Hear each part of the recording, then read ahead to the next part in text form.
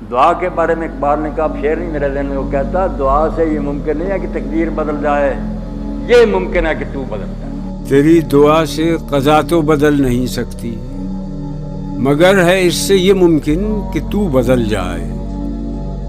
تیری خودی میں اگر انقلاب ہو پیدا، عجب نہیں ہے کہ یہ چار سو بدل جائے۔ وہی شراب وہی ہا ہو رہے باقی، طریق ساقی اور رسم کدو بدل جائے۔ تیری دعا ہے کہ ہو تیری آرزو پوری، میری دعا ہے تیری آرزو بدل جائے۔ یہ ممکن ہے کہ تو بدل جائے، کیونکہ دعا آدمی اسی چیز کی کرتا جس کے لیے تڑپتا کہ یہ ملنی چاہیے۔ دعا کو معمولی ہوتی، اس کی پکی آرزو ہوتی۔ تو جب عزم مصمم ہوگا، پکا ارادہ، تو اللہ مدد کرے ہوگا۔ وہ تقدیر کو تو چھوڑ، تو بدل جائے گی، تیری زندگی درست ہو جائے گی۔ مگر مانگ چاہیے جو ہے نا، یہ دعا نہیں کرنا چاہیے، اس کو امنیہ کہنا چاہیے، خالی یار تھوکی آسیں یہ کر دے کر دے۔ بھائی کرنے کے لیے وہ ہاتھ پاؤں کو ہرایا، اسی لیے ایک حدیث میں آتا ہے کہ جو عمل کے بغیر دعا کرتا کام نہیں کرتا دعا، وہ کرامی بقوس بلاوت، وہ ایسے ہے جیسے کوئی مجاہد ایسی کمان سے تیر چلا رہا ہے جس میں تندی نہیں ہے۔ جدوجہد کرنی ہے، اس جدوجہد کے کبھی نتائج نکلیں کہ کبھی نتائج نہیں نکلیں۔ اس میں اللہ سے مدد مانگی جاتی ہے، ضرور مانگنی چاہیے، دعا کی جاتی ہے، ضرور کرنی چاہیے۔ اللہ نے بہت سے معاملات میں یہ طے کر رکھا ہوا ہے کہ میرا بندہ مانگے گا تو میں دوں گا، تاکہ بندے کا ایک زندہ تعلق اپنے پروردگار کے ساتھ قائم رہے۔ بہت غلط بات کرتے ہیں وہ لوگ، یہ کہتے ہیں کہ سب کچھ طے کر رکھا ہوا ہے، ایسا نہیں ہے۔ کچھ چیزیں طے ہیں، آپ مانگے نہ مانگے اللہ دے دے گا۔ کچھ چیزوں کے بارے میں فیصلہ کیا گیا کہ آپ سٹرگل کریں گے تو ملیں گی ورنہ نہیں ملیں گی۔ کچھ چیزوں کے بارے میں اللہ کا فیصلہ یہی ہے کہ بندہ مانگے گا تو دوں گا، نہیں مانگے گا تو اس لیے مانگیے، جدوجہد کیجیے۔ یا اللہ، یہ جو دعا سے روکنے والے ہیں یہ تو جہنم میں ہیں، اور جو دعا مانگنے والے تھے وہ کہاں ہیں؟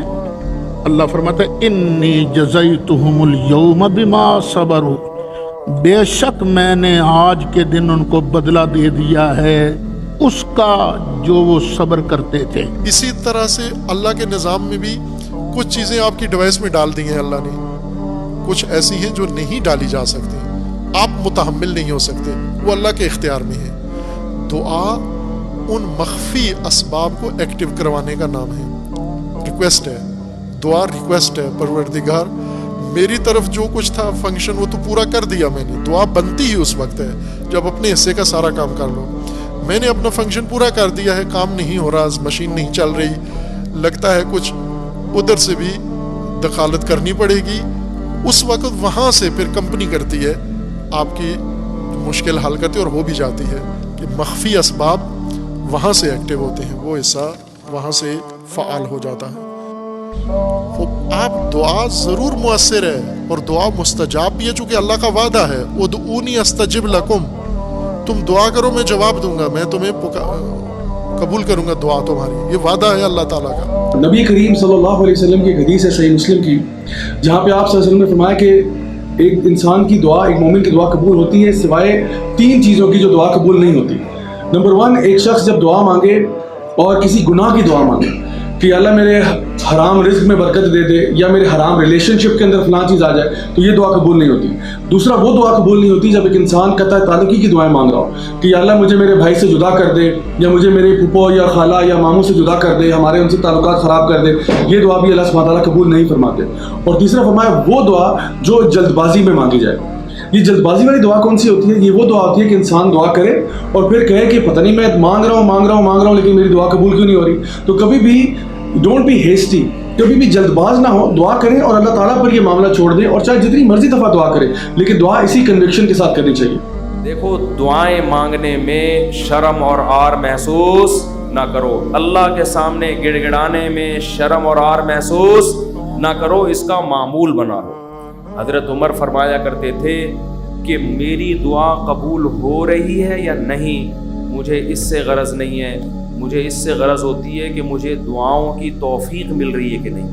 Hence, the Prophet Muhammad, peace be upon him, the greatest of inspiration, he tells us, ask Allah to give it to you if it is better for you. Allahu Akbar. But the first thing I wanted to highlight is a quick reminder to all of you. is that your dua getting answered immediately or not getting answered immediately has nothing to do with whether or not Allah is happy with you. It has nothing to do with that. There is no connection between those two things. مسلمان کی ہر دعا قبول ہوتی ہے کیونکہ حج میں اہم ترین عبادت دعا بھی ہے، اور خصوصاً میدان عرفات میں تو کسی عبادت کا کوئی ذکر نہیں ملتا سوائے دعا کرنے کے۔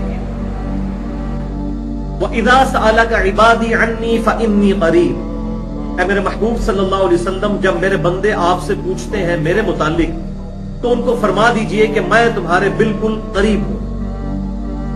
اجیب الدعوت الداعی اذا دعان، میں ہر پکارنے والے کی دعا قبول کرتا ہوں جب وہ مجھے پکارے، لیکن شرط کیا ہے؟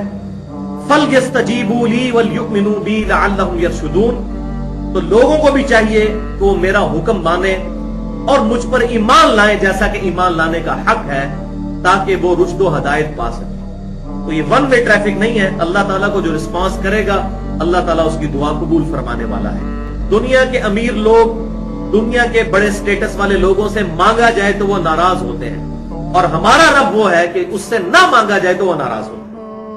جو میری عبادت سے یعنی دعا سے تکبر کریں گے میں ان کو ذلیل و خوار کر کے دوزخ میں داخل کروں گا۔ کہ آپ صلی اللہ علیہ وسلم نے ارشاد فرمایا جب بھی کوئی مسلمان دعا کرتا ہے تو اللہ تبارک و تعالی اس مسلمان کو 3 میں سے ایک تو عطا فرما ہی دیتا ہے۔ نمبر 1، یا اس کی دعا فوراً قبول کر لی جاتی ہے جو وہ مانگ رہا ہوتا ہے۔